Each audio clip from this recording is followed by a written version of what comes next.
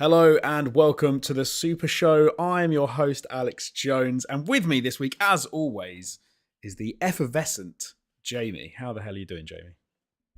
I'm doing wonderfully. All the better now that we've started bang on time. It is 8:30 on the dot. Look at us, Mr. Professional as always. And we even scheduled it this week. It's like we actually know what we're doing. Don't get YouTube magic. don't get what's the word I'm looking for? Don't get used to it because a simple word, a 4-letter word that I couldn't remember. Don't get used to it because I'm sure we'll screw it up. But speaking of words, what does effervescent mean? Doesn't effervescent mean like you're fizzing? You're sort of with energy and excitement. Like I'm not one of those tablets that you drop into your water and it makes it taste like orange and medicine. Exactly. And it's good for you. Not ecstasy, folks. Okay, I'm not advocating for date raping anyone. Just want to make that as clear as possible. No, exactly. So if you haven't heard us before, we are the Super Show Podcast. Today we're going to talk about some amazing video game news, a little bit of movie news as well. We're going to be talking about Xbox's Phil Spencer gave a very insightful interview. We'll definitely have to talk about that. And also, we need to talk about some video game Hall of Fame inductees because I say we have to because there was not much else to talk about. But you know, we'll make something of it anyway. And this Xbox Phil Spencer story was juicy as well. So thank goodness that Phil decided to give us all the juice because otherwise this would have been a very slim week for the show. Yeah. Thank God for Phil, I guess, which is something that we can say now as people recording a podcast. But I guess some Xbox fans have been toing and froing over whether or not they share the same sentiment this past week, which I'm not sure I really get, but we'll, I suppose, get into the weeds of all of that in due course. Indeed. First up, of course, I need to give a shout out to where you can find us, where you can get in contact with us. We are a podcast. We are on YouTube in fine video form, but we are also in audio if you want to check us out on Spotify, iTunes, Google Podcasts, all of those good places. We are also available on Paisley Radio at paisleyradio.com, Thursdays at 10 p.m, repeated Mondays at 10 p.m. Let me just reorganize myself so I'm more comfortable. You holding in a poo? No, I'm not. I'm the opposite. I'm feeling light and fluffy because I've just had one, so I'm all good.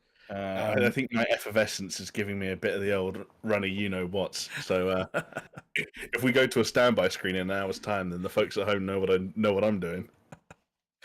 You can reach out to us if you want to drop us a comment and you want to say hello. We're on Twitter and YouTube at Super Show Pod. Or you can join our Discord because we have a Patreon. It is patreon.com/Super Show. And for as little as $2, you can chat to us. And if you go up a couple of tiers, you can get some tasty Patreon exclusive content. All of that done and dusted, Jamie. Put to bed. Yeah. Let's talk about Phil Spencer. Oh, let's. Where to start?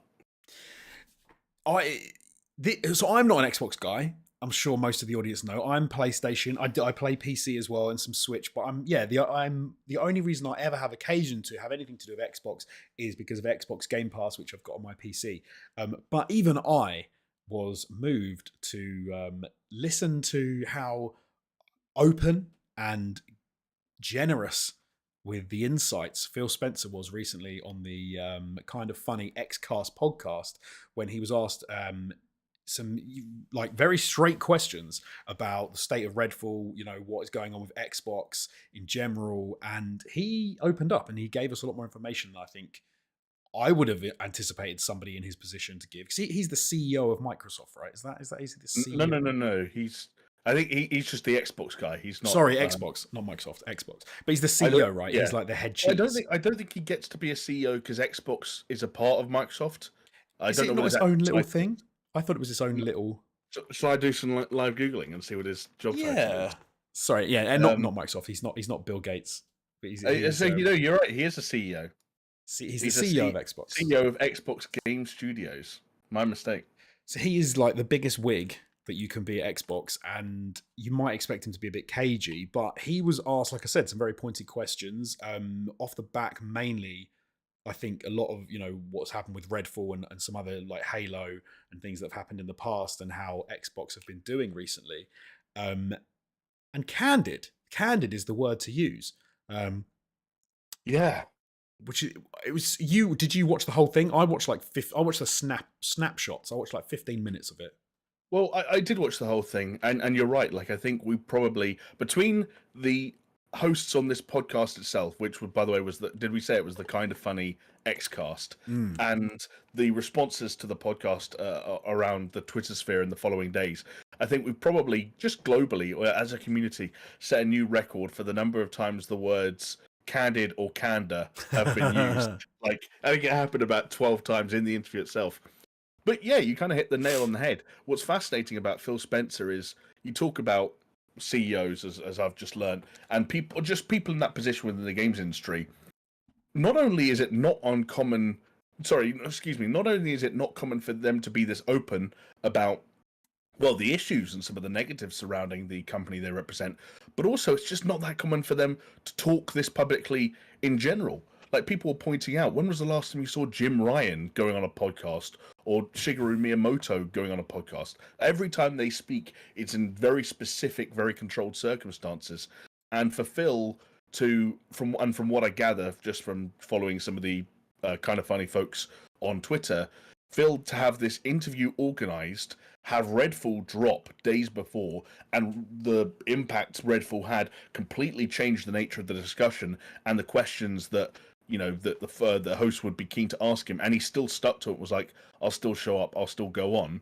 I think this is a lot about Phil and a lot about, here we, you know, first name terms, me and Phil, my buddy Phil, but also a lot about how he feels that a certain amount of honesty and transparency is necessary for the sake of his relationship with the fans and Xbox's relationship with the fans, but also necessary for paving the best possible way forward, given, you know, the state that they're in and the state that was sort of being addressed over the course of that podcast. Yeah, no, I think it was interesting as well because they covered quite a lot of ground, which was really interesting. I think we should start off with some of the quotes that he had about Redfall, because that does seem to be, you know, the thing that is the forefront of people's minds at the moment. So a couple of interesting notes about Redfall I thought was, they sort of said, you know, what did you think of the reaction to Redfall? And one of the first things he said, was the first thing we addressed about Redfall, and a lot of people did, was when they put out the announcement that it wasn't going to launch 60 FPS at launch. He said that they got a punch in the chin from from online, from audiences, and he said that they deserved, because you know, he was sort of saying that if you're not shipping a game with all features intact, then he said that was something that they, you know, they weren't happy with, I guess, but it was something they felt happy shipping the game with, and they were only, that was only fair that they got that reaction from fans.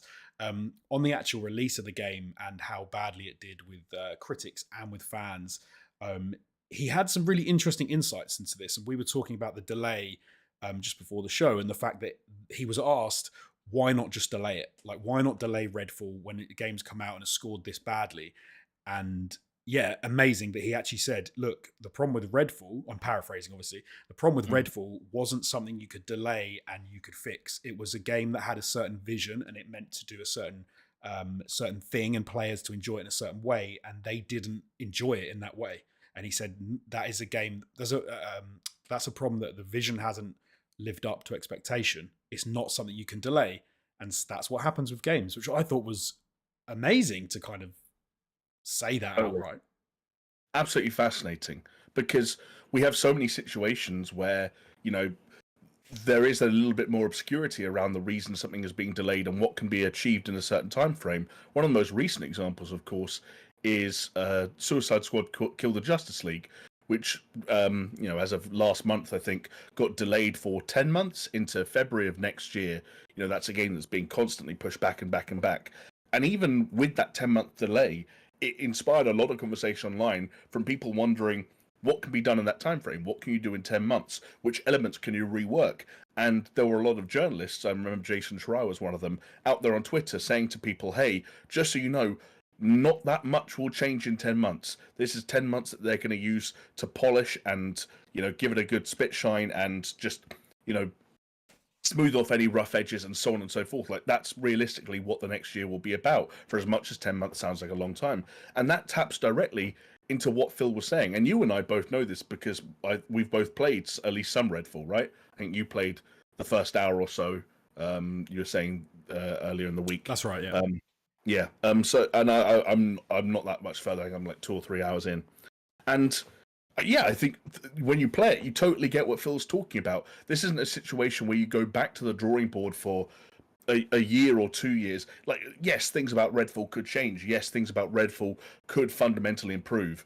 But it's just fascinating seeing someone in this position of seniority coming out and saying, sometimes you have a vision, you work towards that vision for years, you get to the point where everything's coming together. You know, you talk about like that whole finding the fun thing, or Chris used to always talk about the hockey stick idea and how you get that big upturn right at the end. And sometimes, and we've all been on projects, you and I would have been on projects like this, admittedly on far smaller scales, you get to the very end, everything has come together, most of the jobs have been finished, and you're like, oh, actually, we didn't find the fun, and we didn't execute on our vision. And to try and, take another stab at that isn't just a case of, can I have another, couple of months, can I have another... It's rewinding, it's undoing work, and like throwing out 3 years of work and asking for another 4, at which point, it's like, it's unfeasible. You're talking about a different game. You're talking about a top to bottom reboot. You're talking about Dead Island 2. Can we try and make this game again for the 3rd time, please?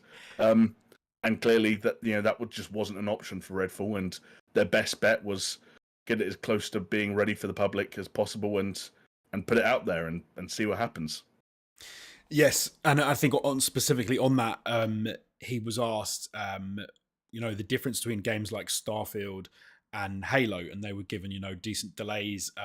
And he said pointedly that the reason they were given delays was because giving them delays should allow them to reach the potential of their vision. And he said, and basically said that wasn't the case with Redfall. And I think you're absolutely right. If you play Redfall, it's just not, like you said, it's just not there. I'm like an hour in, hour and a half in. I think I've sort of met I've got to, the first place. I've opened up the first, like safe house. I think it's the fire station, and you meet a bunch of characters and you learn about, as everyone will be familiar with, you learn about the different characters there, how the game's going to function, the way they're going to help you in your journey, what, like, you're going to trade with them, you're going to do this, you're going to do that. And I've killed my first vampire, and I've fought my first human lackeys who are sort of on their side, and it is just not a fun game.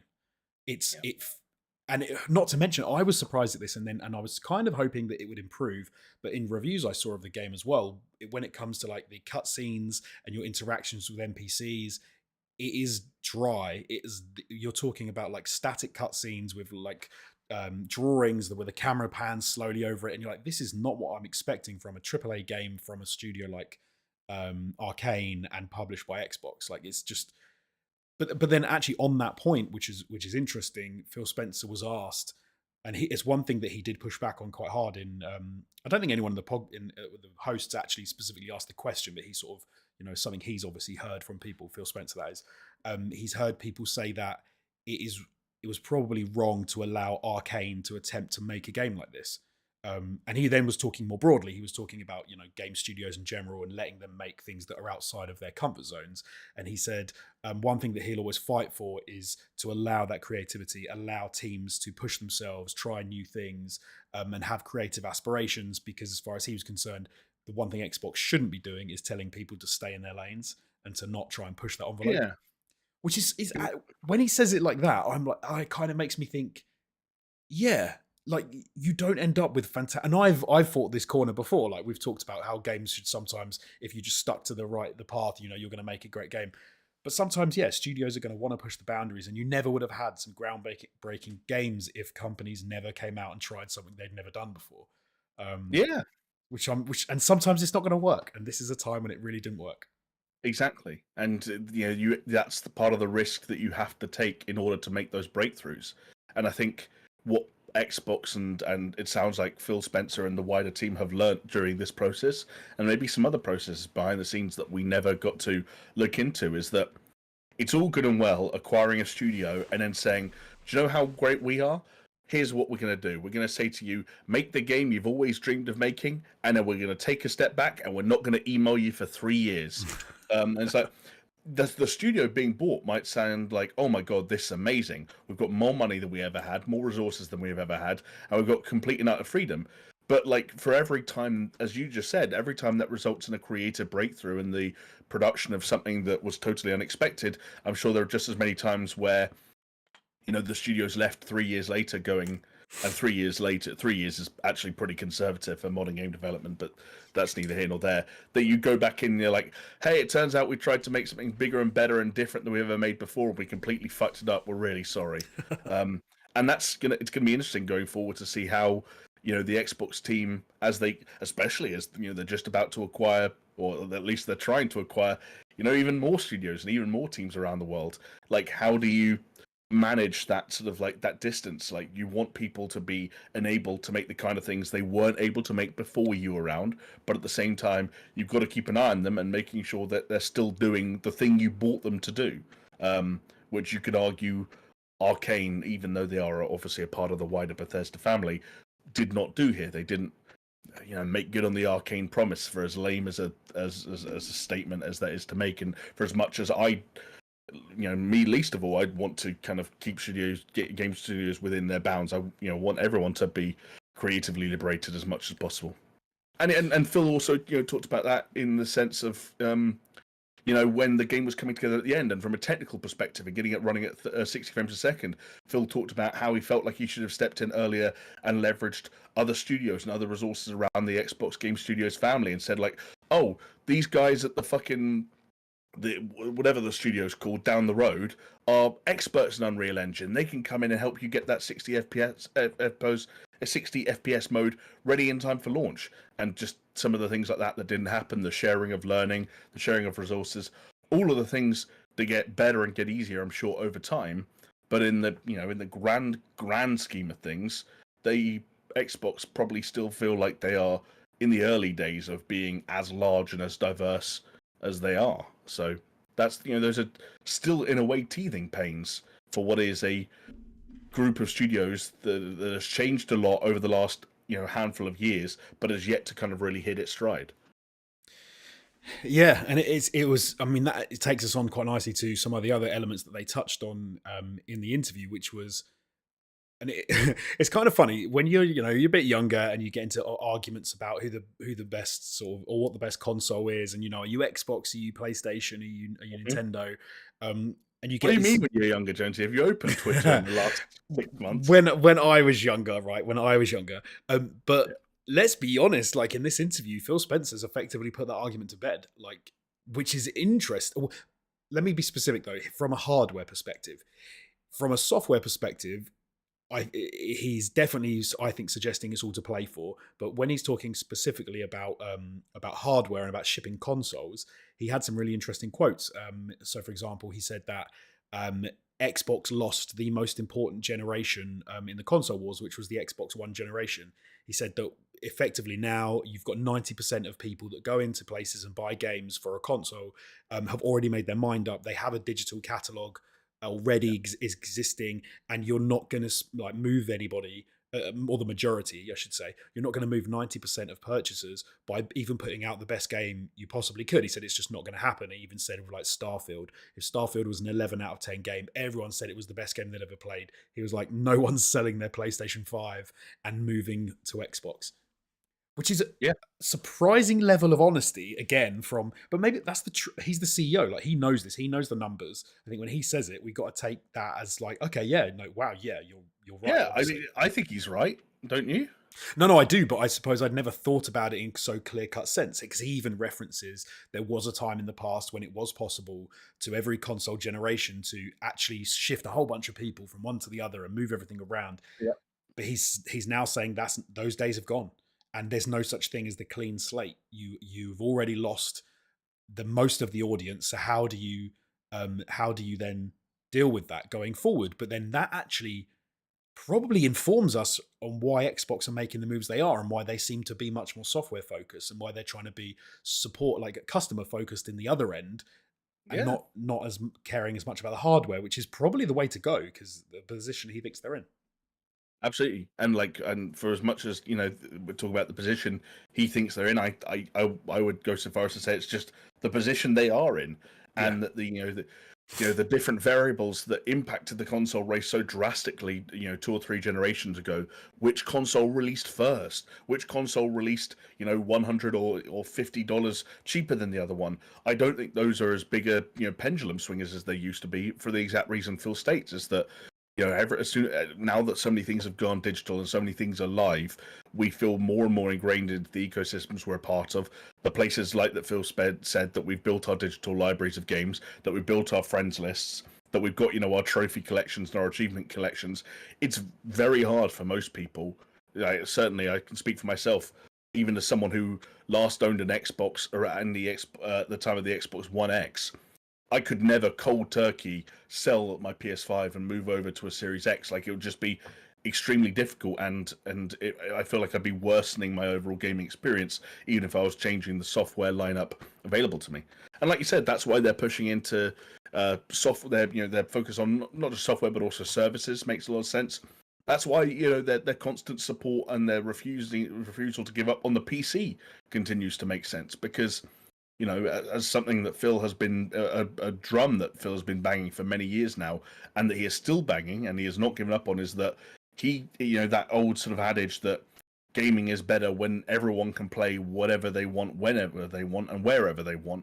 And I think that Xbox are going to continue to explore that direction, and they're going to continue to look at every other platform, not just the PlayStation and the Nintendo Switch, but things like the Steam Deck and in this very interview that we're talking about, Phil Spencer had the ROG or the ROG Ally handheld behind him.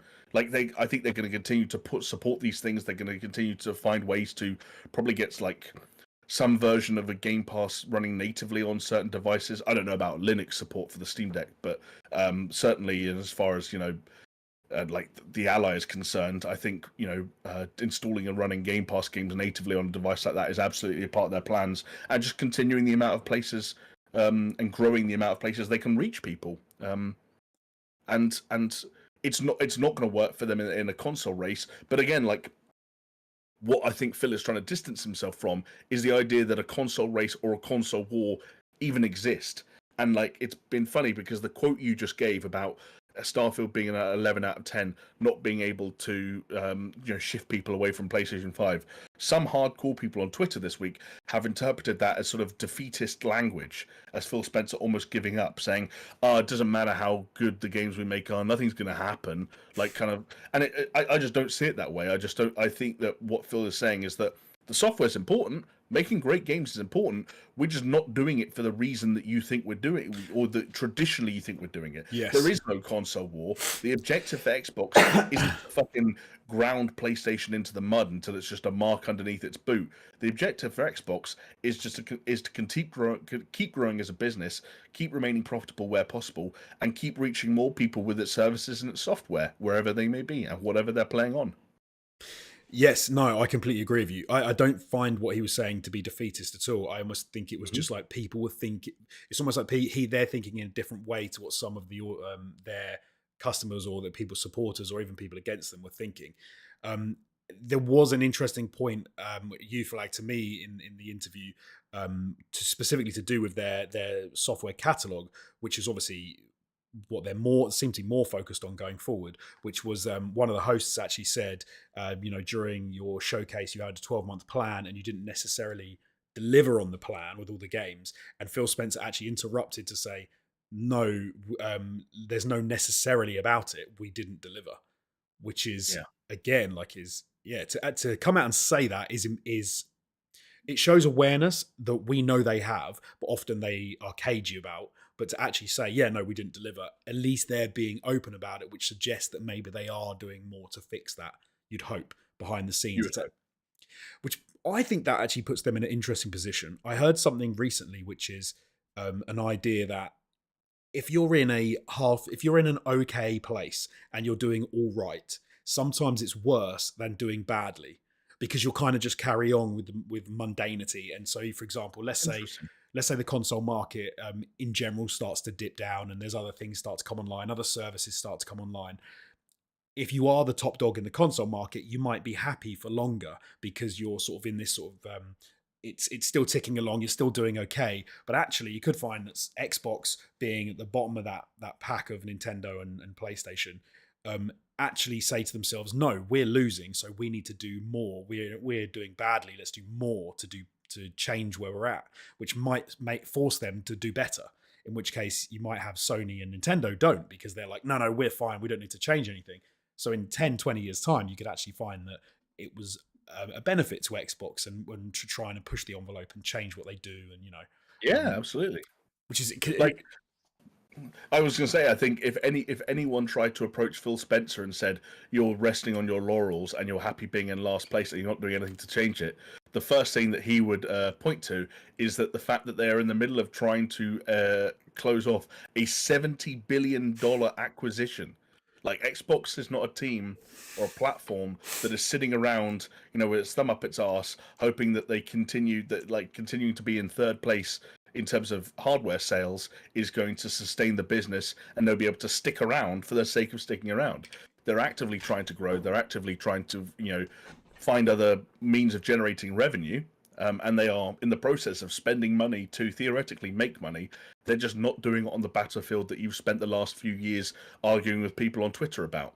And I know that hurts. I know that it hurts your pride when you're when I'm not talking. This is the royal you, Jonesy. This isn't you personally. Well, I know it hurts your pride when you've built your identity around being the biggest Xbox fanboy, and your banner on Twitter is an Xbox banner, and you're constantly dreaming of the day when the pendulum swings back the other way, and the Xbox 720 sells 150 million units in its lifetime, and that's double what the PlayStation 7 sells. But that's the future for Xbox is different now. Other battlefields are there to fight on, and you just have to kind of wrap your head around that reality. And that's why, again, as you just said, nothing about what Phil said, it's realistic, but nothing about it was pessimistic or defeatist. And no, he shouldn't fucking stand down. No, oh god, no. I think the opposite. I think for you've actually heard someone being really open and saying, no, look, we're identifying the problems. I mean, he even said in this that there's a bunch of processes that they need to address, and that they need to reassess how they conduct themselves with certain game releases and things. For example, he was talked about how they do mock reviews and how they get people to review games before they're released, so they have at least an idea about where a game is going to be placed with the critics when it comes out. And they said that with Redfall, unfortunately, the mock reviews were double digit higher than the game got when it was actually released to critics. And the fact that it was in a low 60s was, he said, no point did they intend to release a game that scored in the low 60s. And maybe maybe that goes against what he said earlier. Maybe he would have delayed it for a bit to try and squeeze a few more points out if that was the case. But I actually think it backs up what he said earlier, because while he is being ambiguous with double digits, there are a lot of numbers that only have two digits. I also think that double digits could, in a lot of times, for someone as savvy as Phil Spencer, is probably just a careful way of saying a number that's around 10, 10 to 12, 30, 13. You don't mean 8, you don't mean 60. Exactly. And so when you're talking about a game that reviewed in the low 60s and you're saying, oh, well, our mock reviews were double digits higher, that means they brought mock reviewers in, and the mock reviewers were like, yeah, we see this being like a 7.5. And Phil Spencer pressed the big green button. Yep. So there's still an implication there that there was an awareness and an acknowledgement that Redfall hadn't executed on everything that they hoped it would, and that they were releasing a mediocre, well, in the eyes of today's consumers, a mediocre product into the market. Although, because he did also say that they make games that review in the 60s and they make games that review in the 80s. So I do think there was almost an insinuation that, hey, look, if a game is made and it's in the, maybe 60s is too low, but if we make a game and it is in the 70s, we're still going to publish the game. There's no point. And this was, again, I think when they were talking specifically about delays, the idea being, look, we make games in the 70s, people buy them, we release them. We're not going to not release a game because it's not a 9 out of 10. And we know that, and like you said, unless they're going to completely trash everything they've made to that point and start again, which I would be very surprised if they'd said to a studio like Arcane, do you know what, boys? I mean, I know it does happen, but they said, "Hey, look, burn everything. We're starting from Yeah, scratch." and I'd be very so surprised. Sony have been there before. Like, while we're keeping it active on both sides. For as much as Sony's track record is far better, and they have a lot of very reliable studios, Sony have had moments like Days Gone, or like The Order 1886, or like Detroit Become Human, which they published, I think, but they obviously didn't own Quantic Dream. Where they probably was a vision, and when when push came to shove and those games were ready to come out, they were like, oh, it turns out we haven't made another Last of Us or another Uncharted 2, but we're still going to release this game. And and those games do stick out like sore thumbs because Sony and PlayStation's track record is so good. But let's not pretend that PlayStation haven't been in this exact same situation before, where like, Well, Days Gone was this kind of exact situation, right? Days Gone was like Sony Bend, who up until that point had basically been working on PSP games, trying to make a giant open world Sons of Anarchy meets The Walking Dead, Last of Us inspired zombie game. And for as much as some people think it's underrated, and I can see that a little bit, they still did sort of flub their lines a bit. And because and Sony would have been the exact same situation. Like, there's no delaying Days Gone until it's not Days Gone. It's Days Gone. So let's release it. And Here's a question: if Sony are in the same position as Xbox, do you see a situation where who's the equivalent from Sony? I don't even know a PlayStation. What do you mean? Jim Ryan. Jim Ryan, yeah. Can you see Jim Ryan doing this, going on a podcast and being this candid and saying like, no, I can't at all. Jim Ryan scarcely even gives interviews, and when he does, they're under very controlled circumstances, and he usually gives the most frustrating and like Jim Ryan has said some really stupid stuff, even like in the most PR controlled environments imaginable before. So the idea of Sony, Sony's PR team letting him off the leash on a podcast, I don't think they'd ever let that happen. He'd say something really dumb. Like, it'd be fun though. He went on a whole speech once where like he said that he was talking about backwards compatibility and stuff like that. And talking about how he saw a bunch of Gran Turismo games lined up next to each other, and he was looking at like Gran Turismo 2 and 3 and thought to himself, no one wants to play these games anymore. Look how bad they look compared to, like, just completely missing the point of why people like old games and why people like emulation and backwards compatibility, and why you should do some amount of work to keep older titles relevant and not just say, but look at the one with better graphics. That's great. I love that. Jim Ryan's brain works, for anyone who wants a bit of insight. That's brilliant though. That's like, just to like slag off a whole like subset of your prospective audience by going, why would you want to play that old crap? Look at the new graphics. The new graphics are so much better. Pong. That is great. Like, interestingly, I saw they haven't, something that Xbox don't do, but just as a little unit sales, just a bit of insight, the PlayStation 5 is nearing 40 million units sold, and the Switch has sold more than 122 million units. But of course, Microsoft doesn't make public its figures of how many Xboxes it has actually sold, so we don't even know how far behind in third place it is. It might not be that bad. I can't imagine it's that bad. I can't imagine it's like, a million miles away from Sony, but I can imagine it's enough to make them feel a little bit insecure about how their hardware does. I think maybe a little bit of insecurity, but then I also kind of believe what Phil says when he almost implies that like there's not that much insecurity and there's just a kind of like a realism around the situation. I think there were probably also if there was any concern about the disparity, maybe helped a little bit when it came to console shortages and the ability to just walk into a shop and pick a PlayStation 5 off the shelf, as we talked about last week, which maybe inhibited PlayStation's ability to tear away from the pack just a little bit. And then, I mean, Nintendo are just, obviously they're on a different cycle, and the Switch has been on the market for many years, longer than the PS5 or the Series S and X, but even still, they just appear to be in a world of their own at times. So I don't even know what Xbox and PlayStation think about when they look at Nintendo, other than, it turns out we don't need to put our games on sale ever. What other lessons are there to be learned? Nintendo, yeah, man. Nintendo's weird though. It's like they've just got they have a finger on the pulse of what children really like, and they can just do it like ad nauseum. They can just pump it out. Like if you, and children that never grew up with money to oh, spend. absolutely. Like I'm one of those kids that like Nintendo's Nintendo, and I still think it's like a different thing. Because it's Yeah. ridiculous. How can you just sell the same game for like 2 years, still the same price? It never goes down in price, and people still buy it. Like, it doesn't make any sense to me, but they do it. They just do it all the time. Oh yeah. Like they just like, oh, we've made a new game. You're like, but dude, isn't that the same as the game that you had on the last system? Like, yeah, it's the same. Okay, is it cheaper? No, it's more expensive. Yeah. More expensive. Like they still haven't made a new numbered Mario Kart game, despite having sold 122 million units of the Switch. It's still just the deluxe version of the Wii U one, because they said, well, we made a good Mario Kart game. No one bought it. Let's re-release it as a deluxe version. And admittedly, they have now made DLC tracks for it to get a bit more leverage out of it. But I wouldn't be surprised if by the end of the year, Mario Kart 8 Deluxe is still like one of the top 20 to selling pieces of software globally. In my mind, Nintendo headquarters is just like Scrooge McDuck's house.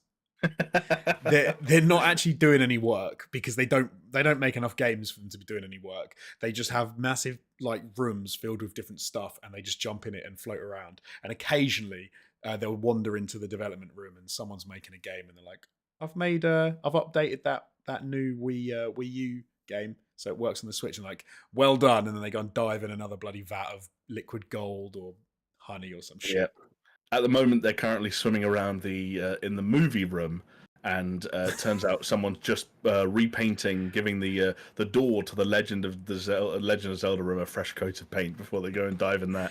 To be fair, I'll have a complete different opinion. Is it? Well, blimey, when's it? It's next week. Will Zelda have come out by then? So like next week I'll be singing the praises about how amazing Nintendo are and how groundbreaking and how they keep pushing the envelope.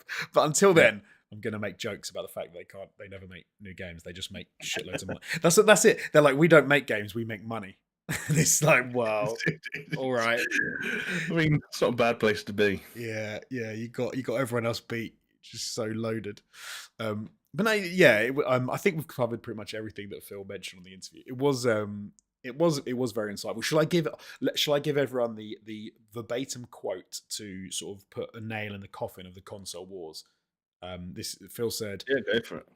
We're not in the business of outselling Sony or out-consoling Nintendo. There isn't really a great solution or win for us. And I know that will upset a ton of people, but the truth of the matter is that when you're in third place in a console market and the top two players are as strong as they are, and certain cases have a discrete focus on doing deals and other things that make being Xbox hard for us as a team, our vision is everyone on console has a great experience and they feel like a first-class citizen." What's fun about that quote is he acknowledges that they're third place. He also has a cheeky dig at Sony and Nintendo, which is fair. Sony especially, a discreet focus on doing deals. Yeah, Sony, absolutely. Yeah. But the fact that they are focused on everyone getting a first class, experience when it comes to console, and long may that continue for. Absolutely, it's better for all of us. Looking forward to the showcase next month, where we get another 12-month plan laid out in front of us, and then of course, as Phil said a number of times in the in that interview, in that podcast, then the kind of the excitement and the anticipation shifts from seeing those games and finding out they exist and hearing about them for the first time to actually being able to play them and having that moment when controllers are in hands be the moment where people actually start to I guess reinsert their trust into Xbox and the future for Xbox under Phil Spencer. That's the bridge they need to cross next.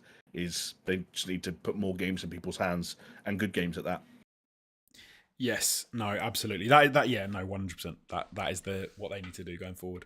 It was the last, obviously, that 12 month ago, that showcase. That was the one where they were like, "You will play all of these games in the next 12 months," wasn't it? That was that big thing. And we were all sort of saying, "That's mad!" Like they're actually saying, "Don't worry, you're all going to get to play these games in the next." Which I suppose that kind of makes me worry a little bit for the fact that if they pull that same kind of shtick again, we're all going to go, "Yeah, maybe we won't." But Yeah, well, that's what Phil said, is that, like, if you when you watch the podcast, he talks about the upcoming showcase and talks about how excited he is for it based on, what he knows is going to be there.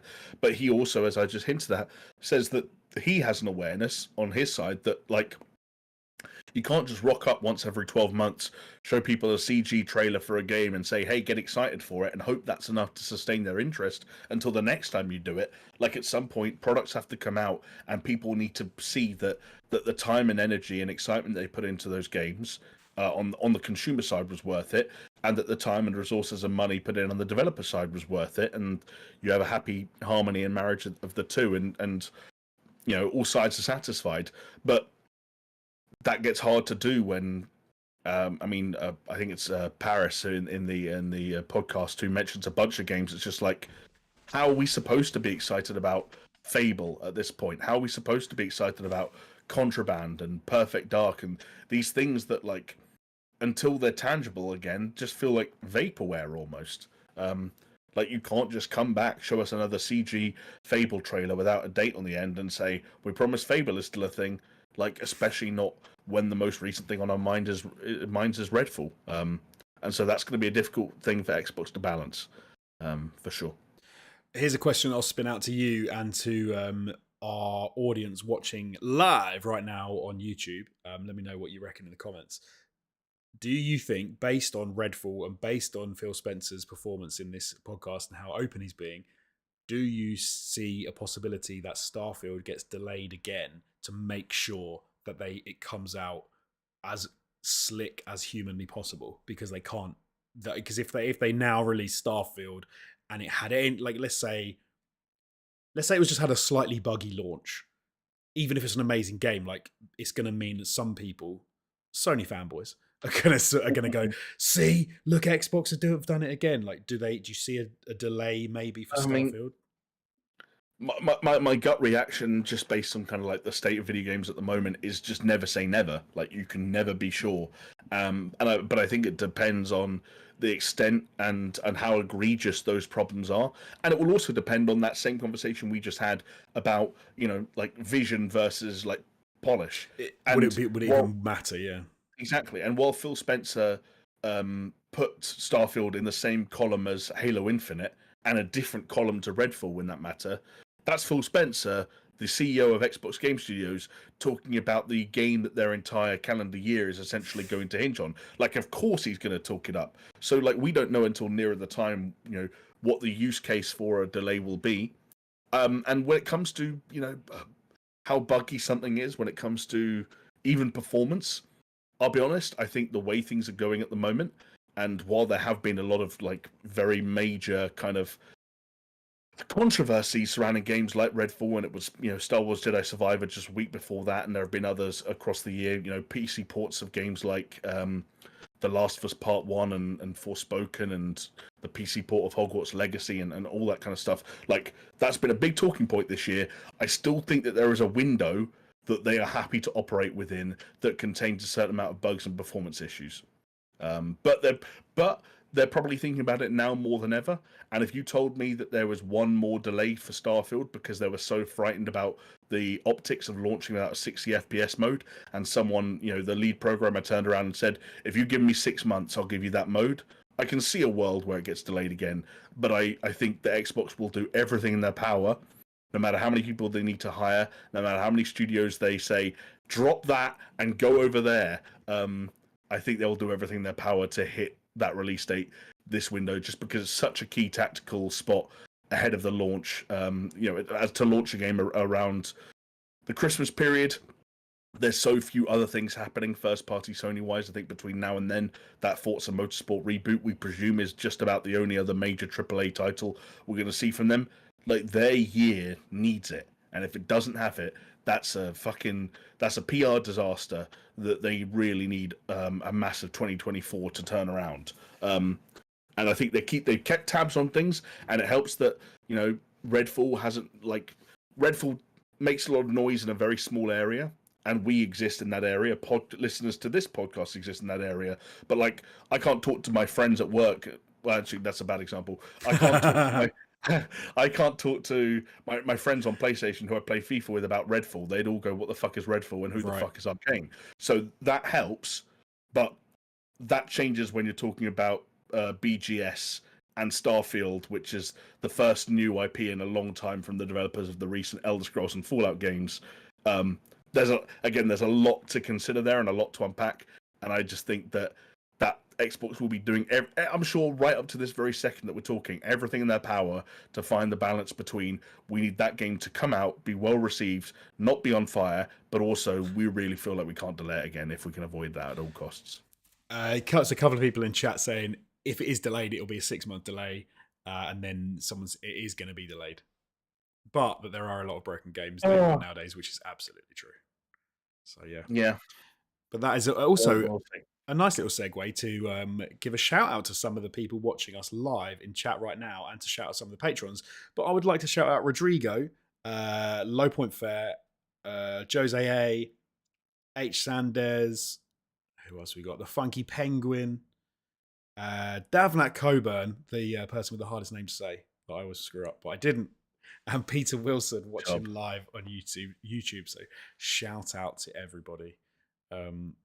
But I would also, without screwing this part up, I would also like to give a shout out to some of our patrons. You can see some names on screen right now. These are people that have gone over to patreon.com/SuperShow and have deigned us with some money to help keep the lights on, help this show keep on rolling. And I would like to read out a few names for you. They are Aaron Cameron, Athletic Gravy, Brimstone, Cole K, I Snort Rock Salt, Jesper Camdale Nielsen, Leo Murger, Mindful Pig, Mr. Anthropic, Pastors Guild, and the big dogs, the members of the board. I am talking Brett Z, aka Shell Shock, Geometric Potter, Hacksaw McReed, Manuel Guerrero, and Peas Wad. Thank you, everyone, for supporting us.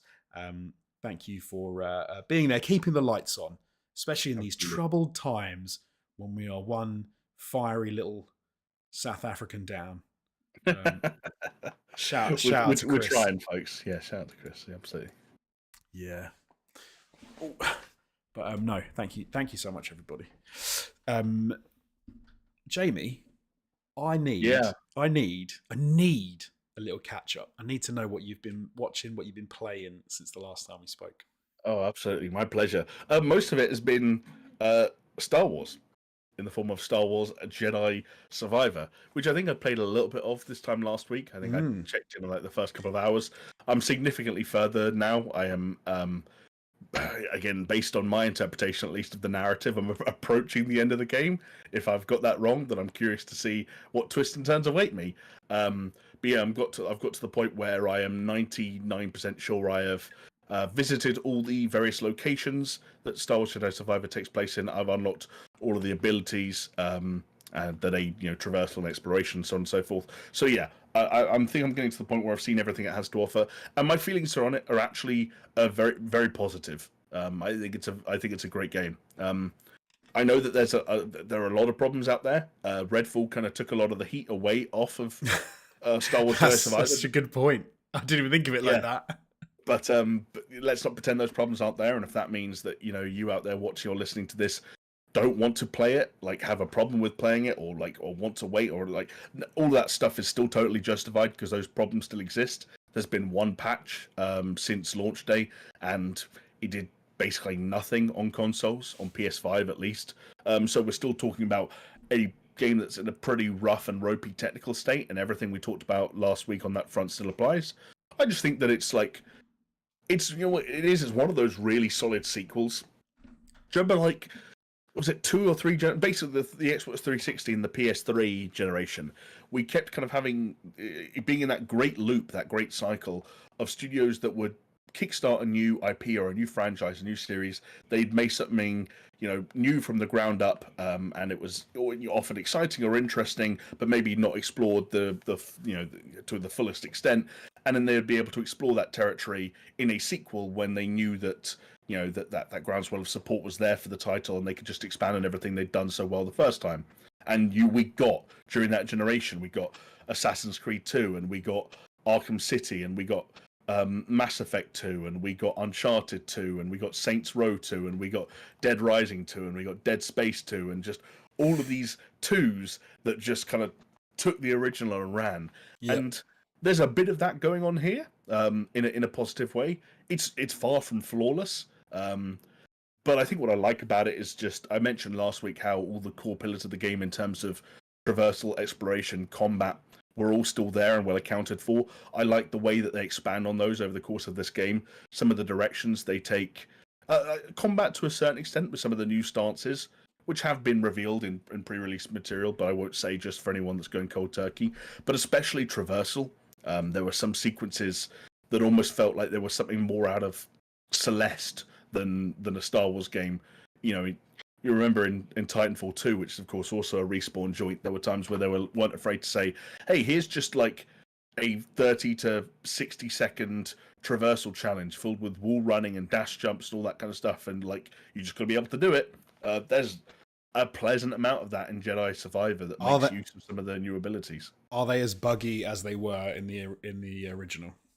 There's still a bit of jank, but they just about make it work. There's definitely still something about watching Cal going from his sprint animation into a double jump, into a wall run, into like another, and you're like, there's something here that looks a bit funky, the way it almost clicks into, but it wasn't for me. For me, it was more like some of those sequences. And to be fair, most of them were fine. Most of them were great. But there were some of the bigger ones where you'd be sliding down something, and then you'd have to like jump at the last minute. And I would die rope towards you or something. Yeah, and I would die like 10 times on the same bit, and I'm like, I literally have no idea what I'm doing wrong here. And then it would be, and it was just nothing. It was just for some reason when I was hitting jump, it wasn't jumping properly and it was bugging out. And then the 11th time it would work, which I was like, okay, which I found a little bit frustrating. But I mean, maybe that happened twice in the whole game. It wasn't like something that was laden throughout the whole thing. So I shouldn't. I definitely haven't had any of that. Like I haven't died more than like once in certain like required sort of like traversal sections that were maybe like a part of the story mode or something like that. So is the combat more forgiving and less Dark Soulsy, or does it still feel the same way with the boss fights and things? I think especially when you narrow it down to boss fights, which are kind of like the purest distillation of that style of combat, it still feels like one of those games. You know, it's still when you're in a boss fight, you're still locking onto someone. You're still trying to learn their tells. You're learning which moves you can parry, which moves you can't, and so you have to dodge. You know, you're trying to like get down their sort of like meter, their kind of like stamina meter, I guess, or whatever they call it in game, to get hits in on them. Like it's still like that. What I'd say is you have a few more options. There are now a number of different stances. Again, I don't know what's considered a spoiler because they did explore this stuff before the game came out. But there are 5 different stances.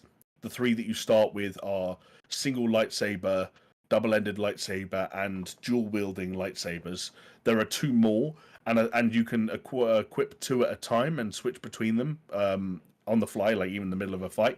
So that gives you some kind of like leniency to choose the way you play a little bit more. There's one that I know about, but I don't want to say it just in case it is a spoiler. We're probably thinking of the same one. Probably, like, maybe I don't know. I don't think that's a spoiler because, like, that in the key. Put it this way: in the key art, like I think even on the box cover, Cal has something on his hip. I know. It would be weird if he didn't use that. But the way they kind of break that stuff out is like obviously certain stances, like that one that we may be alluding to, are much better for controlling range.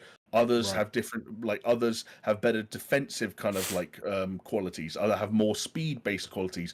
So you can kind of say to yourself, there's the one that we haven't hinted at all, that is actually extremely slow. It's like you have to be very deliberate. Almost makes the game feel even more Souls-like. So you can kind of pick your way around those and customize your experience to an extent. But anyone that like, you're still gonna, get on your knees at these resting points, and you're still gonna rest, and it's still gonna respawn all the enemies around you that you've already killed, and you're still gonna go out there, and you're still gonna be, timing your blocks and parrying things and locking onto enemies and all those things you were doing before. Let me put it out there, Jamie. I died a fair amount to bosses in Jedi Fallen Order. So am I going to be dying a fair amount to bosses? I mean, there are 5 difficulty levels, is the other thing I'll say. So if you selected the right one for you, then that would probably help. I can't remember if Fallen Order had them or not. My guess is that if you put this on the default difficulty setting Gotta and be set default. yourself, Always default. if you put it on default and were stubborn about it, you will probably die as many times as you did in Fallen Order. Okay. Which That is it's acceptable. I can take that for to maintain a level of difficulty. I have died plenty, but I will say that I have found bosses in the open world that have killed me in 1 or 2 strikes, and I've gone, okay, I think I'm not supposed to be here yet. Right. Yes. You know, so like, yeah. I think in Fallen Order, I found a few like big roving like lizard monster frog things that I'd be like, I'm gonna hack you up, and then I'd be like, oh, I died in 1 hit. I think I'll maybe come here later. That's still present and accounted for here. Right.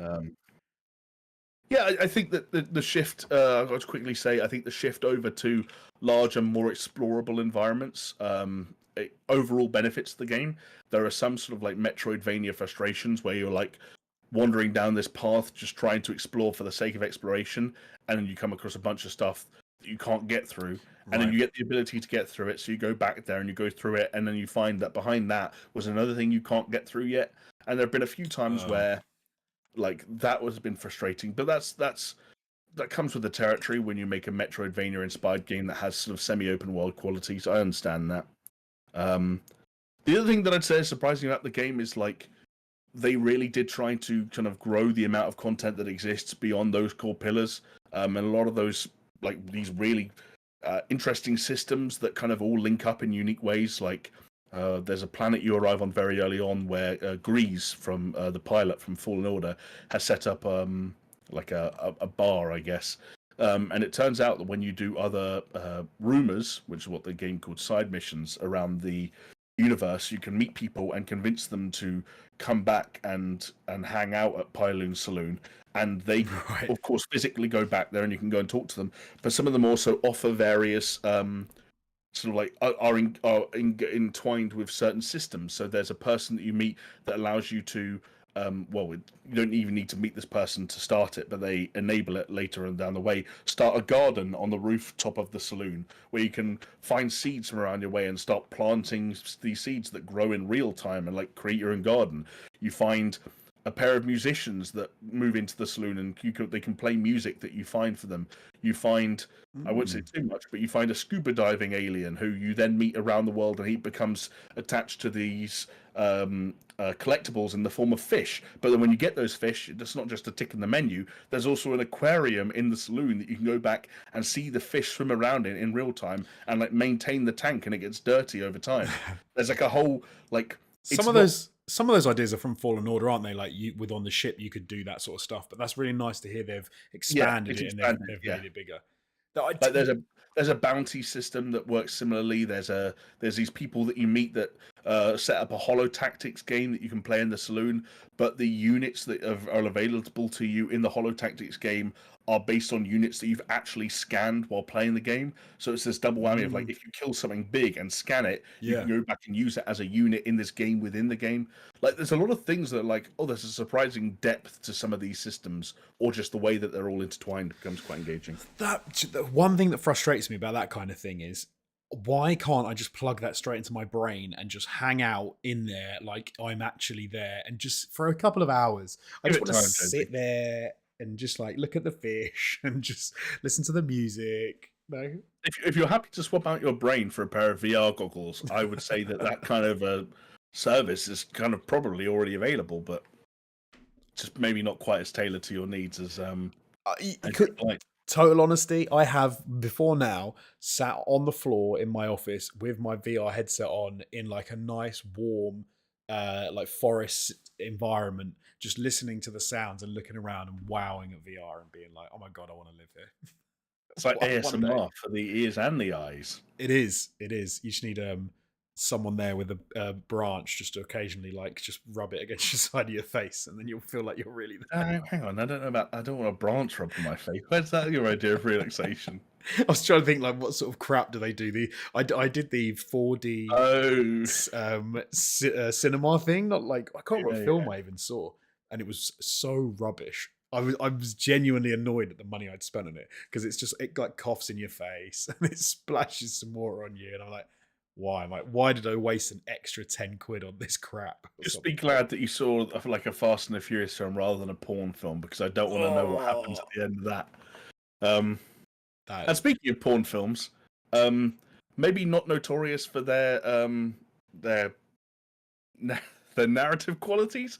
And one last note I want to make about Jedi Survivor before it sounds like I'm just going over the top positive about it. I think the main narrative is really uninspired. I think there are right, engaging characters and sub stories and arcs that certain characters go on, and I think there are threads that have potential. But I think the cut and dry, black and white A to B story, like the thing that you're motivated to continue to do, the thing that it's trying to motivate you to bounce around these planets in search of, and as part of the wider, like, I just think that it's very boring. right, okay.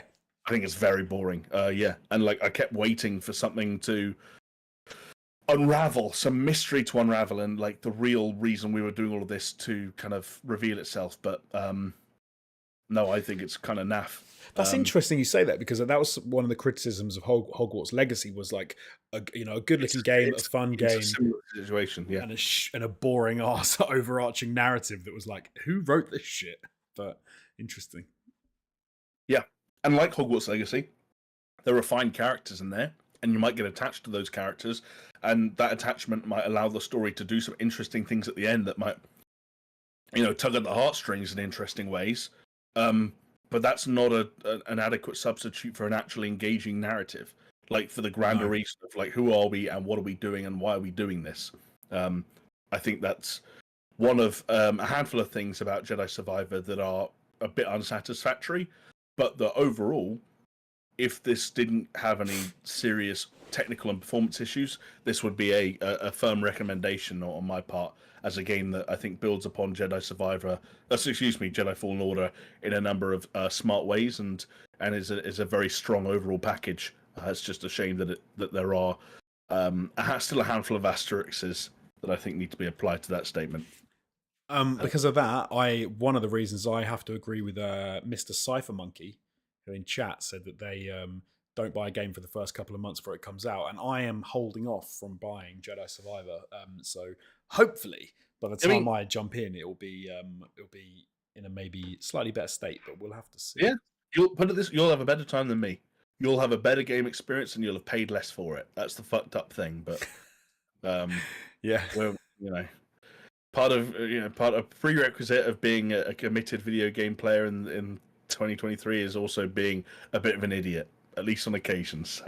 And you know how much I'm an idiot, so it's a rare I occurrence was for me. talking about myself. You're being smart in this scenario. Don't worry. Speaking of smart, can I just also give a quick shout out to Apple Arcade? Of course. For anyone that doesn't know, and I would totally forgive you for having forgotten, but Apple Arcade is Apple's subscription service where you pay, here in the UK at least, it's $4.99 a month, and you get access to a library or a catalogue of games that are all obviously completely free with that subscription, but also don't have any ads or microtransactions. For some reason, Apple dropped 20 games in one day the other day, and 16 of them are only 4 of them are like completely new original games, but I think they're actually like they're worth checking out. One of them is a new tier roguelite in the Teenage Mutant Ninja Turtles universe called Splintered Fate, and the other one is called What the Car, which is a sequel to What the Golf, for anyone that remembers that, and the PSVR 2 game What the Bat. The other 16 games, they do this thing in Apple Arcade where they call them App Store Greats, and they take games that, because they're App Store Greats and have been around for a long while, are usually free to play. They strip them of all the ads, they strip them of all the microtransactions, they tweak them in such a way so that there's a way that you can, like, fulfill the promise of the microtransactions, but in the game itself. Okay. And release them on Apple Arcade. So, there are a bunch that, like, one of my favorite like games from like a decade ago. It's stupid, but I love it for all the wrong reasons. Hill Climb Racing, that was in there. Like games that like you'd be forgiven for not touching because of microtransactions or ad reasons, like Temple Run, like that's in there, and a bunch of games that didn't have microtransactions or ad problems, but just were paid and now are not, like Octodad and Limbo and Bennett Foddy's Getting Over It. They all got added in there. I Nice. just think that Apple, for those of you who still like the idea of playing games on your iPhone, but got put off by the fact that everything went free to play, everything's riddled with ads, everything's riddled with microtransactions and timers and resources and currencies, and just wants a place where you can go for a guaranteed, like, get a game that's just a fucking game. I think Apple Arcade still continues to be a very solid service for that. That doesn't always justify the monthly payments, but I think the catalog is now actually in a pretty solid place. That, I don't know, it's worth it to me. That's all I'll say. It's one that whenever I have a look, I always find something on there that's decent to play, and then I'll sort of like go away for a couple of months, and I'll come back to it and be like, oh, okay, there's something else decent to play in here. But no, there's sounds like there's a few good reasons to check it out. Yeah, 20 to be precise. Yeah, that's it from me, Jesse. I was gonna go. I had a couple of things I wanted to slag off Redfall about, and I thought I'd save it for the catch up. Oh, I love it. Let's do it. Let's have a Redfall slag off sesh. Only because I haven't played loads of it. Like I said earlier, I've played up to the where I've taken over the fire station. I've done that, but and I know I'm going to get grief for this, and people go, "Oh, you shut up! You know what you're talking about." But some of the problems with Redfall, and this is unsurprising to be fair because it's Arcane. I think were things that I didn't particularly like about Deathloop. Interesting. Because so one of, and not that I didn't like about Deathloop, but I suppose things that if Deathloop hadn't had certain elements, certain mechanics, I could see them being similar problems. Like Deathloop was a very smart game, a very well executed game, one that I didn't really get on board with, wasn't like really my cup of tea, but I could see why people really enjoyed it. The funny thing with Redfall is, I was like, what if you took out the intelligence and the some of the wittiness around Deathloop? You kind of end up with Redfall, which was interesting to me because Redfall just kind of felt not that great, and I think so. And often we forgive games that are not that great in maybe everything they do because they're so good at doing other things. And I think that's maybe is where Redfall's fallen down, is that Arcane have sort of said, "Oh, we can do that. We've seen other people do that, like multiplayer." Like, oh, attack this point, defeat these enemies, kind of gang up on a big boss kind of thing. Oh, that's easy to do. And when you just put together actually their skill set, I think I even watched a review and I think someone actually referenced it. I can't remember who it was. Maybe it was Skill Up, who referenced like the shooting on console in Redfall didn't feel that great. But the game itself wasn't such a deal breaker with Deathloop. But when you come to a game like Redfall, it's much more apparent. And yeah, like I said, I can't talk at length about it because I haven't played enough of it. But one of the least fun things I did in the whole of Redfall was fight a vampire. The first vampire I fought, I found this dude. He started jumping at me and trying to mush me in the face with his stupid claw hands. Again, like who's designed the models in this game? They're horrible. and I just ended up just me running backwards and reloading. And he would miss me every time, so I didn't take any down. And it was like, this game is a shit game from like maybe PS3 era, which has had an update on a bunch of stuff, but does not work. And I was immediately like, wow, this game is horrible.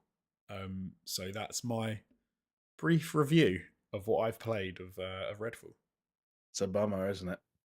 Especially you'll have seen this when you first get to that fire station and the tooltip pops up, and it's like, so many different ways to play. Go in through the roof, go in through the side, and you progress another 10 minutes, and you're like, I get where you're coming from, but there aren't really that many ways to play. Like, they all just involve really badly shooting everyone, and it's almost this weird, like, kind of sad, desperate attempt to be like, no, we promise, we're still an immersive sim. Like, you can still play the way you want to, through a tooltip, no less. And then I don't know how you cleared that fire station, but it's like, no, I'm just shooting people with guns that don't feel good. So I went in through the roof. I was like, oh, this is like Far Cry. Let me go in through the roof. Let me carefully do whatever. And and I started shooting people and was like, oh, this is the dumbest AI I've ever encountered. So I literally just, in the end, I'd ended up just standing and I could see people with a little question mark over their head who were out of my view, who were running around a building. I could just watch them, like it was like I had a wall hack on, because there was like that, and I just waited till they appeared, and then I just shot them in the head from distance with a pistol, and was like, oh, these are the dumbest AI I've ever encountered. So I ended up just walking around. I just walked around shooting people. I didn't hide. I didn't try and get into cover. I didn't like. And then what? And then I was annoyed because when I did fight the vampire and I downed him, and he has a couple of minutes where he's like, oh, dazed, and you're supposed to stake him. I was like, oh shit, I don't have a stake. Oh, so this is going to be interesting. They're going to have to force me to use like maybe something in the scenery or something like an environmental kill to take out the first vampire. No, they just hadn't told me that the shotgun comes with a stake attached. And when I actually changed to the shotgun, I was like, oh, there's a stake on it. And I just walked up to him and staked him. And I was like, this game's just shit, because it just didn't tell me something that it should have told me. Yeah, that's a pretty rough first impression to make. I can't lie. Also, the graphics, it looks like a VR game.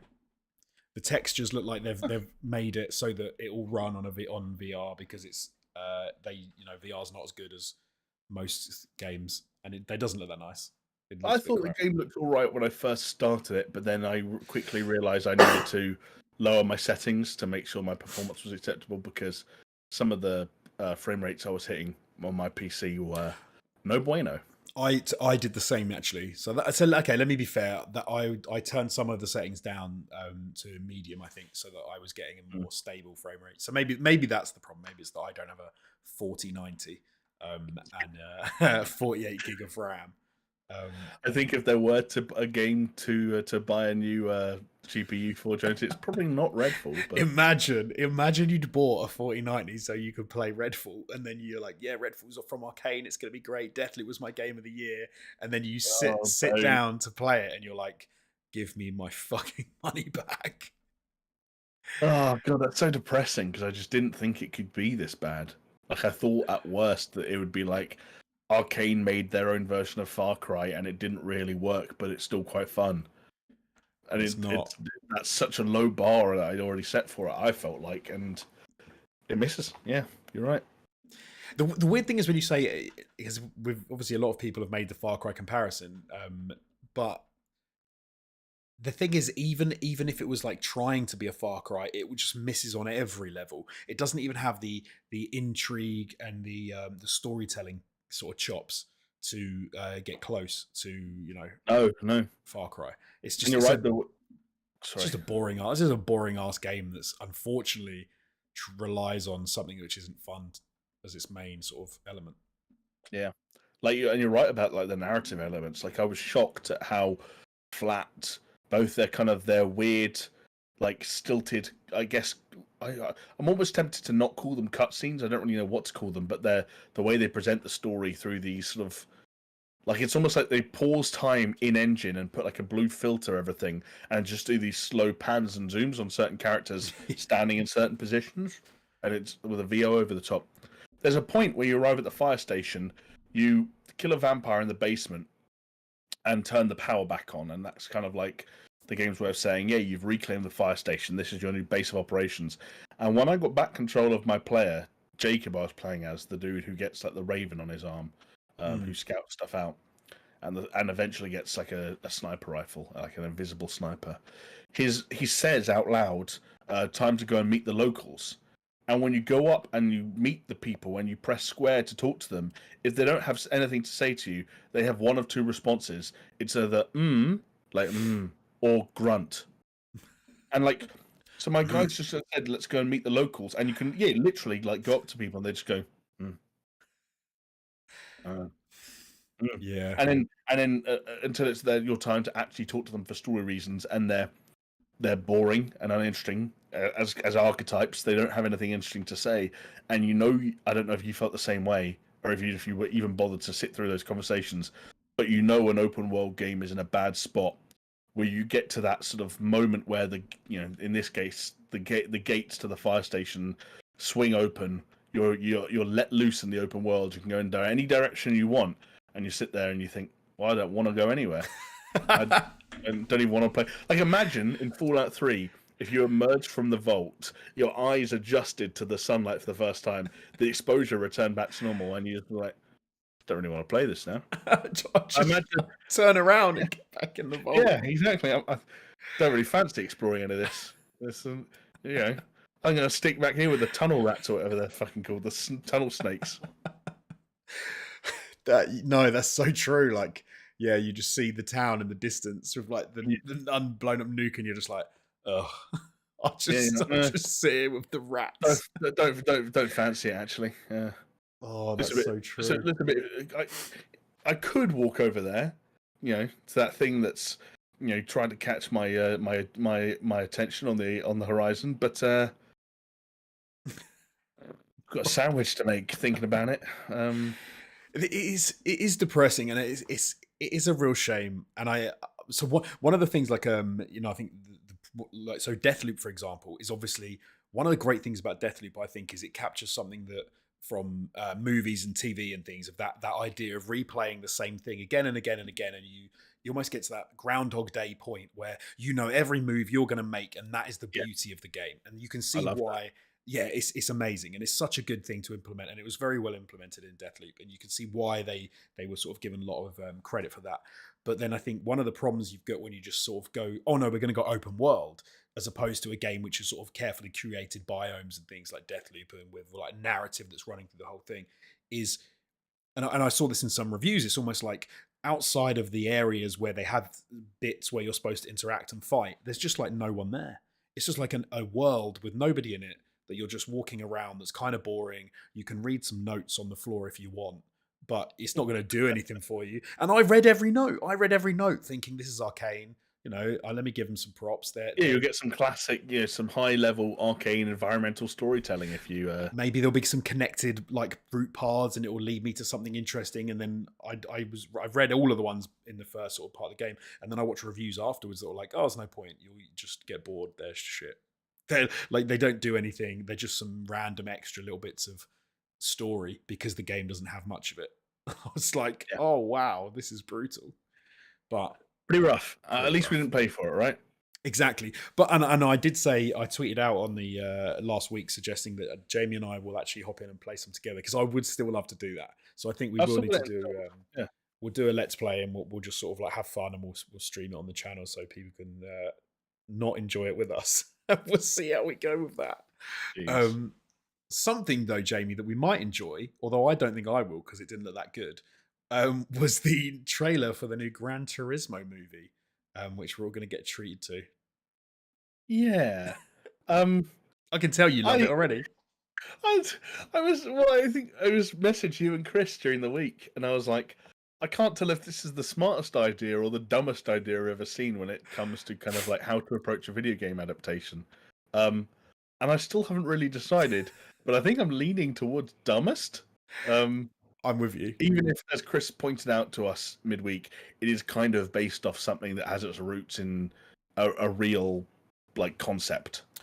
I have no idea about the based on true events. I was like, is it? Or is it that some kid once went in a go-kart after and he came first out of his mates? Like, how based in reality is this story? So, like, we should let people know that. So what we're talking about is, yes, that they are making a movie based on the video game, the racing simulator Gran Turismo.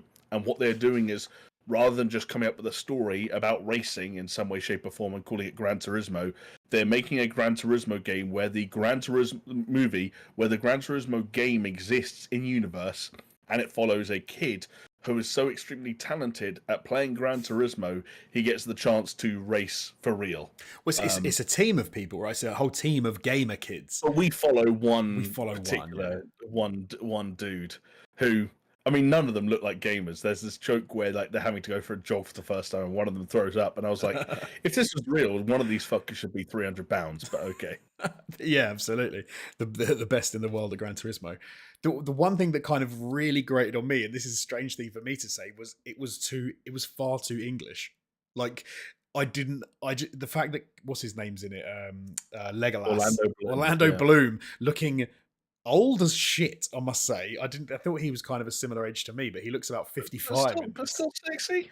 Yeah, still sexy. He was Orlando Bloom, but I was just surprised that what was it? I can't remember his character's name in Pirates of the Caribbean. William. Is it William something? Oh yeah, it is Swan. Swan. Yeah. No, Elizabeth Swan. And he Oh is shit, Elizabeth Swan and William Turner. Turner, William Turner. Yeah. And Digimon Huson, who don't know if that's how you pronounce his name. Digimon Digital Monsters Huson, yeah. Digital Monsters Huson, who I love. I will watch because, like we talked about Shazam last week, he's wicked in anything he's in just because of how cool his accent is. Yeah, so he's gonna be cool. But the kids in it, they had the teenage kid with a far too deep voice who at dinner's like, "No, Dad, I'm gonna be an amazing race car driver," and you're like, this is the power fantasy for the ages where the kid, they want kids to sit at home playing Gran Turismo, watch this movie and go, yeah, one day I could become the greatest racing car driver the world has ever known because I'm really good. It's the COD thing. It's when the people play Warzone and then they think in a real war they'd actually do all right. It's that, isn't it? It's the same thing. I mean, I think there's a bit more of a one-to-one between like playing a racing simulator, especially if you have a racing wheel and an actual setup, than playing Call of Duty with a a controller in your Bullshit. hand. Bullshit. I call Bro, massive bullshit.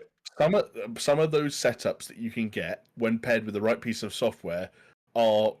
I mean, there's a when Formula One was fucking postponed for COVID, they all just went home and raced from their house with these gigantic setups with wheels and pedals Right. and like you can still do it in such a way where fundamentally you're racing. I think Like, that translates. I think that if you yes. can race in a car and you know everything and they give you a setup, and obviously you can know the setup if you are a gamer and you have a really good rig. But for me, the second you throw someone into a car with G-force and they're doing 200 miles an hour for real, Yeah, sure. and it's in 3D as opposed to a screen, I'm like, I need to read more into about the true story. Which is why they get the guy from Stranger Things to train them. They don't just go straight from one to the other. The whole film seems to be framed around: can someone actually go from a gamer to a racer, Right. and how would they match up with, their actual racer rivals? I'm going to have to watch the film to find out, Jamie, aren't I? That's what I'm going to have to do. Yeah, one person who definitely sounds like he's watching it is our friend Chris. Probably just because his fellow South African Neil Blomkamp of District 9 fame is directing this bad boy. So I think Chris has a national obligation to go and see it. Yeah, no, I want to see it. Like, I'm not saying I'm not going to see it, but I have to say, so in chat, someone's saying that the whole gamer thing has been done in real life, from gamer to racing. So I'm not suggesting that just because you're a gamer and you're good at the game, you can't also be good at driving. But I'm questioning the fact of if you have no experience driving and you're good at the game, I think those two things don't correlate. Does that make sense? I'm looking up the real thing right now. So the real life GT Academy, also known as the Nissan PlayStation GT Academy, which was an academy that provided skilled Gran Turismo players an opportunity to earn a real-life professional racing career with Nissan. If I go to the graduates section, there was someone who, multiple people who ended up competing in the Michael Schumacher? No. Lewis Hamilton? Let me click on a random guy, Nicholas Hamann, who was a 2014 graduate from the GT Academy, and he ended up driving in NASCAR for Watkins Glen International. Okay. So professional racing car driver. Yeah, there's a Russian guy who ended up doing Blanc Pain Endurance Series and FIA GT Series, and then the FIA World Endurance Championship, and then also raced twice in the 24 Hours of Le Mans. I tell you what would be interesting to do would be to take the creme de la creme of Gran Turismo players and then to take a crop of average Gran Turismo players and then give them both training at car racing and then see who fares. See if there's any difference in how they perform, because that would obviously be the real. Hey, maybe it would. Maybe like reaction times of the really good Gran Turismo players and the ability to remember racing lines and things would actually come into it, and they would actually be able to dominate in that sense. For sure. I think what I'm saying here is that like this program definitely produced people who raced professionally. It doesn't look like any of them got to ridiculously high levels. Do you know what I want to see now? I want to see the top FIFA players in the world become professional football players. I want to see them do Oh, that. see, that's one of those things where there's just nothing transferable there whatsoever. Absolutely nothing. How dare you, Jamie? They would be the ultimate. But that's where you can see the difference, right? The difference between playing Gran Turismo with a wheel in your hands and pedals at your feet on tracks that exist in real life. Yeah. No, I'm joking, of course. Yeah, I know. By the way, just because I don't know if this is like an international thing, but like in terms of like the Formula series, where Formula One is like the top dog, the highest I can see that someone reached from the GT Academy thing is someone raced in Formula 3 Europe. Okay, which is pretty high. Like Formula 3 is pretty decent still, so that's not too bad. So there you go. Yeah. Interesting. Okay. Nice. So yeah, Gran Turismo. Go there day one. Go to the premiere with Chris. If we had an offer, I'd always go to a premiere. That'd be wicked. We get offers for in-home premieres. That's what we get. Time to the DVD release. Yeah, no, I do those. I definitely go to the premiere. And then if they ask me to... I can't remember. We went to something one time and they asked us to do a reaction after we'd seen something. What the hell was that? Oh, God. They were like, oh, guys, can you say something about how good it was or something? We were like, yeah, it was amazing. And they filmed it. What, for Instagram or something? Yes. It was. Oh, did we have to do that for some of the... I don't even remember what that was stuff for. We worked with... we worked briefly with Odeon like in 2019 on things like... we did Spider-Man Far From Home. We did Avengers Endgame, The Lion King, Toy Story 4. There were a bunch of films that we went to. They weren't the premieres, but they were like the first public screenings. Yes, it was something like that. I don't even remember what the hell it was. But no, and that was so cheesy, like them having to stand there and be like, "It was amazing, I loved it." We had to take pictures before as well, and like I had to having to take pictures of like Chris and Steph going like making in front of Iron Man. Like, oh god, what a... Is this the price we have to pay? Turns out the answer is yes. Shilling, folks. It really is. It works, you know.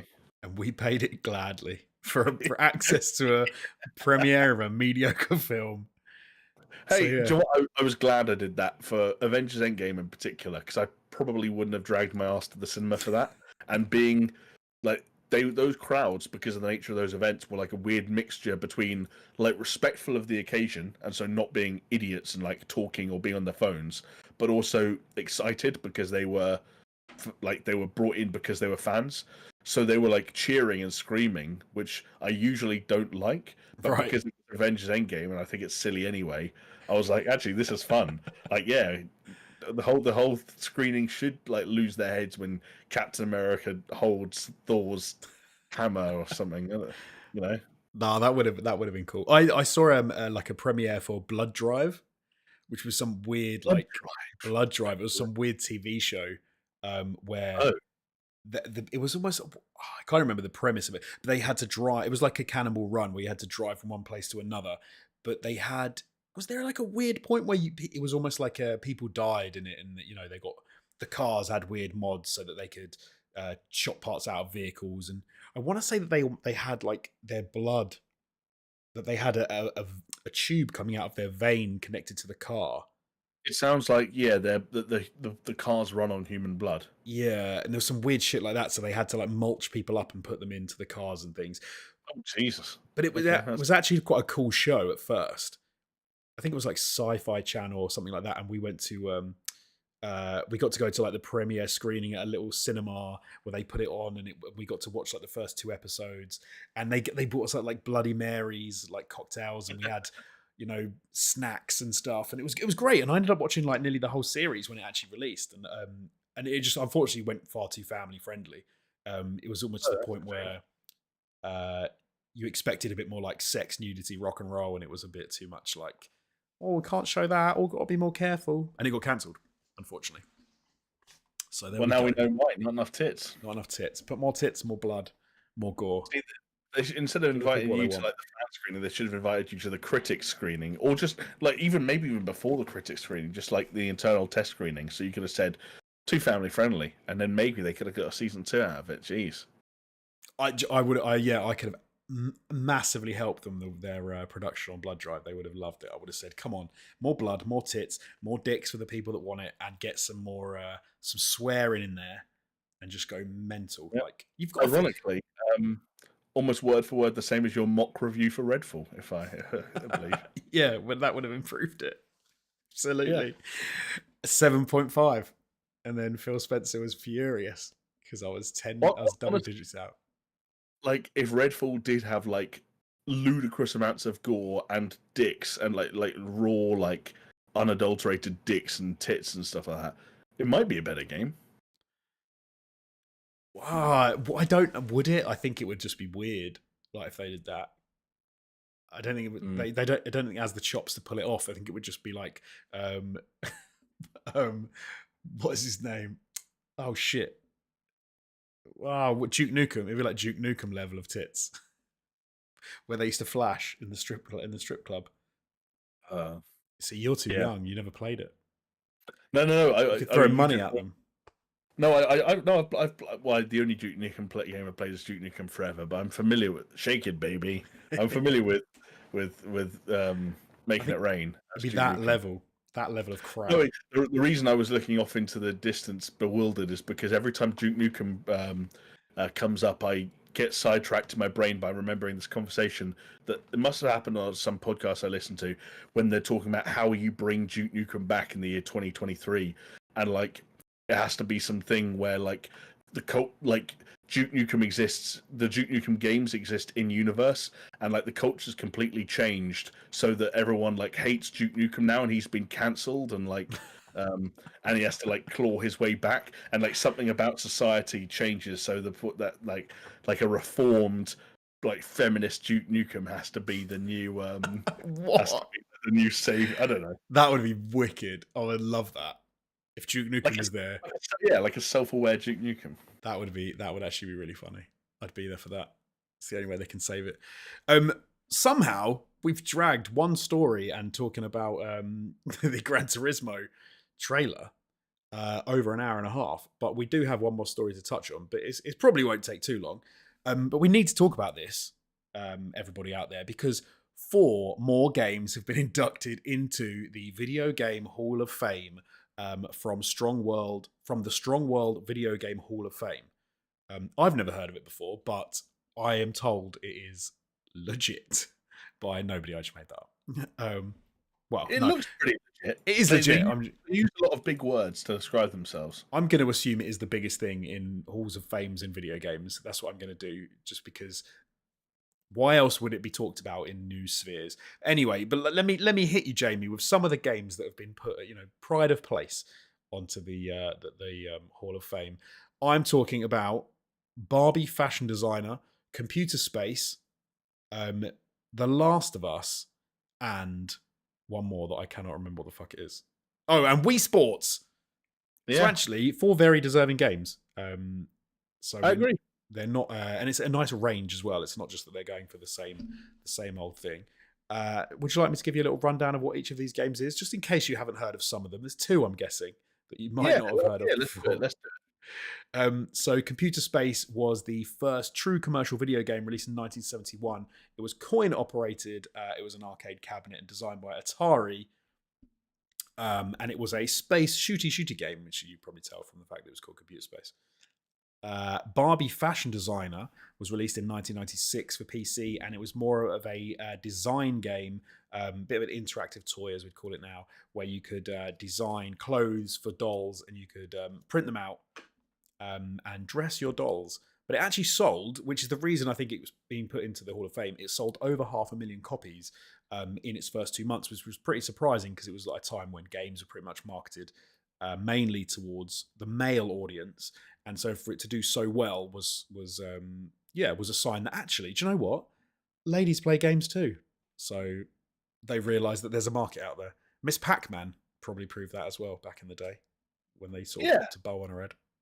Actually, I like that because, at a time where you think about the late 90s, you think about sort of like, I don't know, like, well, for me, I guess come from the console side of things. So for me, late '90s is like sort of like bigger polygonal hits like Ocarina of Time and Final Fantasy VII. But I think the idea that you can go back to that era and focus on the fact that you're right, a game that is not only primarily targeting well,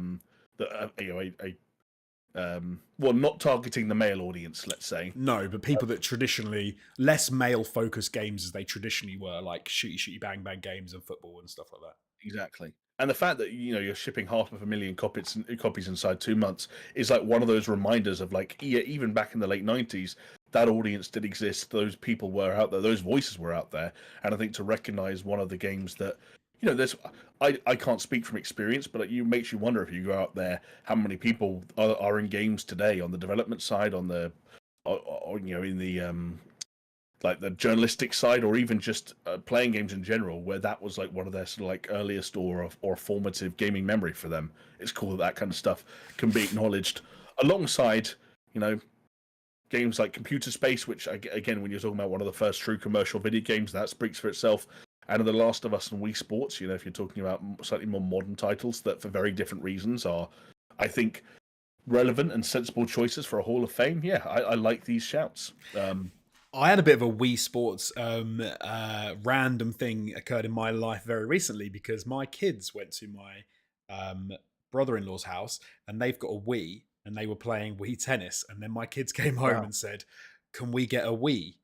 And I said, "Why would we get a Wii? We've got a Switch." And they said, "Yeah, but we want to get a Wii because we want to play Wii Sports." And I was like, "It's just an old version of the Switch. We could get Wii Sports on the Switch." And they were kind of baffled. And so then I've been... well, that's a really weird thing to have to explain. Yeah, I've been tasked with tracking down Wii Sports for the Switch. And I was like, I'll find tennis, whatever. But they're probably going to look at Wii Sports for the Switch, see the better graphics and all that stuff, but be like, yeah, but it's not the same thing. We want to play Wii Sports. Probably will, yeah. This isn't Wii Sports. I want the big white thing in my hand. You're like, no, you don't want that in your hand, actually. But they're kids, so... Their kids, they probably won't understand. They'll be annoyed at the little controllers for the Switch. I will say, Jonesy, I pulled up the Wikipedia article earlier for the World Video Game Hall of Fame when I was trying to figure out if it was actually like a worthwhile or sort of like meaningful resource. And for what it's worth, it looks like it is. But I was going to say, so I will share this with you. The eligibility for the Hall of Fame is based on 4 criteria: icon status, longevity, geographical reach, and influence.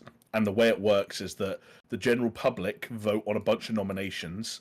An internal committee choose, I think it's usually about 15 finalists, and then an international selection committee made up of journalists, scholars, and other individuals choose 4 or 5 games from that 15 or more. If I were to tell you that 2015 was the first year that this ran, and they nominated their first 6 games into like what was then the inaugural Hall of Fame, could you guess any of those first 6 titles? Bless you. Excuse me. Thank you. In 2015? In 2015 was just when they did it. So obviously, of course, any games that you want. Yeah, like I will say that there's nothing post. There's only one game. Oh no, actually, I'm not going to say that. I'm wrong. Okay, so Mario. Can you be more specific? Super Mario Bros. 1. Correct. Metal Gear Solid 1. No. Ooh. Is Metal Gear... I don't think Metal Gear's in there yet. GoldenEye? No. This is hard because this is trying to guess what the public would nominate and then would get through. Well, again... There's so many games you could put into this. Tomb Raider 2? GoldenEye has since been nominated. Right. Metal Gear has never been nominated. That's insanity. How's that happened? And Tomb Raider, a Tomb Raider is now in the Hall of Fame. I'll tell you, it's the first one. Okay. But still from that first 6 to ever get put in, you've only got Super Mario Brothers.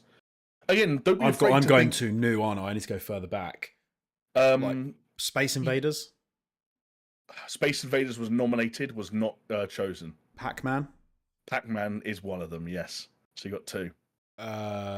There's still one that's older than Pac-Man. Pong, not Pong. Correct. Yeah, Pong. No, Pong is Pong. Yep, that's 3. was like, is it One called that's Ping or Pong?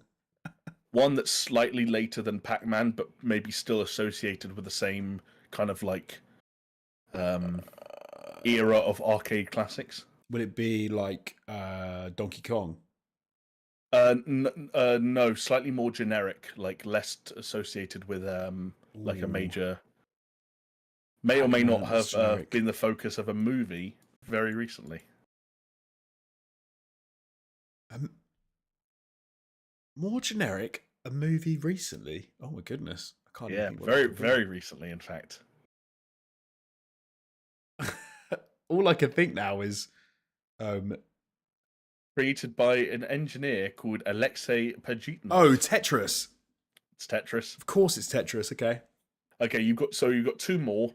One is a very significant game in what is now one of the most popular video game genres in the world from the early 90s. Are we talking kind of like war sim, like Call of Duty style?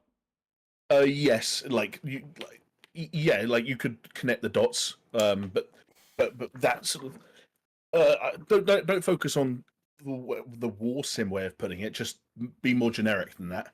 Oh God, early Well, '90s. What is Call of Duty as a genre? First person shooter. Yes. So So if you go back to like the founding fathers of the modern FPS, like Doom or something like that. you got it. Okay. And the other one, Oh, there's the one more. the final one, it's a fair shout. It definitely has longevity, reach, and it is an icon. It is technically the spin-off of another series, but the reason this is significant is because has always been and remains one, despite coming out almost 20 years ago, one of the most popular games in a, let's say, a very connected genre. Oh, 2000s, very connected genre. So it's going to be what do we call it? League of Legends, something like No, that. so earlier than that, and far bigger and more important. Like Oh, there's a South Park episode all about it. It's that important. um, oh, I feel like I'm totally flunking on something really obvious. Is it an MM? Is it like an MMORPG kind of thing? It is the What is MMO. it called? World of Warcraft. Yes, you That's got it. what I meant, not League of Legends. I meant World of Warcraft. Oh, right, I've okay. not played those. I've never played them really, so I meant World of Warcraft. Yeah. Of course, I meant World of Warcraft. They were the first 6 games put into the Hall of Fame. The other nominees were Angry Birds, FIFA International Soccer, The Legend of Zelda, Minecraft, The Oregon Trail, Pokemon Red and Blue, The Sims, Sonic the Hedgehog, and Space Invaders. There's some very good games in there, very deserved games to be inducted. Well done, well done. What are the games we said? Barbie Fashion Designer, Computer Space, The Last of Us, and Wii Sports for making it in there. Yeah, there you go. There, look in the chat. I'm getting lit up. World of Warcraft. oh, they were all Someone having their said straight guesses. away. World of Warcraft, Doom, Tetris. Everyone was getting there before I was getting there. So yeah, That means my nice. clues must have been all right. Yeah, your clues are on point. So hold on though. Let me just. So Rodrigo got all of them. Yeah. I'm saying there's multiple people. It's just one person getting all of your guesses before I got there. Probably as well. Rodrigo the expert. Maybe Rodrigo works for Strong. Maybe he just knew which ones. Yeah. Yeah.